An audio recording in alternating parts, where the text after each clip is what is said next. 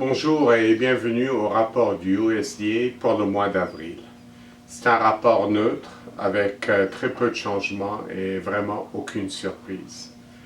Pour le maïs, les importations américaines baissent de 10 millions de boisseaux et la demande pour l'alimentation humaine et les semences augmente de 10 millions de boisseaux.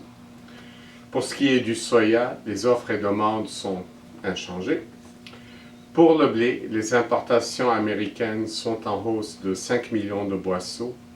La demande pour l'alimentation animale baisse de 25 millions de boisseaux, ce qui fait que les stocks de blé en 2023 augmentent de 30 millions de boisseaux pour s'établir à 598 millions de boisseaux, soit 100 millions de boisseaux moins qu'en 2022. Le prix moyen au producteur baisse de 10 cents pour s'établir à 8,90 $ le boisseau, tout blé confondu, comparativement à 7,63 $ en 2021-2022.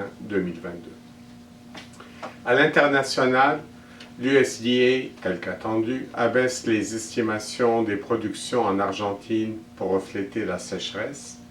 Pour le maïs, la récolte passe de 40 à 37 millions de tonnes.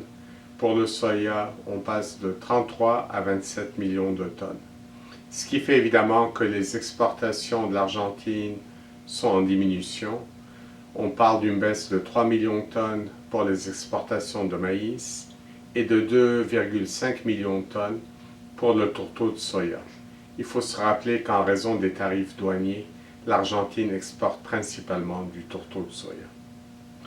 Par ailleurs, en Ukraine, l'USDA augmente les estimations des exportations pour refléter le tonnage qui sort des ports qui sont couverts par les accords maritimes. Donc, les exportations de blé augmentent d'1 million de tonnes et celles du maïs sont en hausse de 2 millions de tonnes.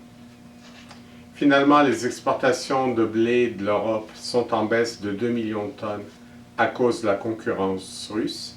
D'ailleurs, les exportations de blé de la Russie augmentent d'1,5 million de tonnes pour s'établir à un niveau record de 45 millions de tonnes. Et il faut aussi souligner que les importations chinoises de blé sont en hausse de 2 millions de tonnes. Voici ce qui conclut donc le rapport du USDA pour le mois d'avril. Au plaisir de vous retrouver en mai.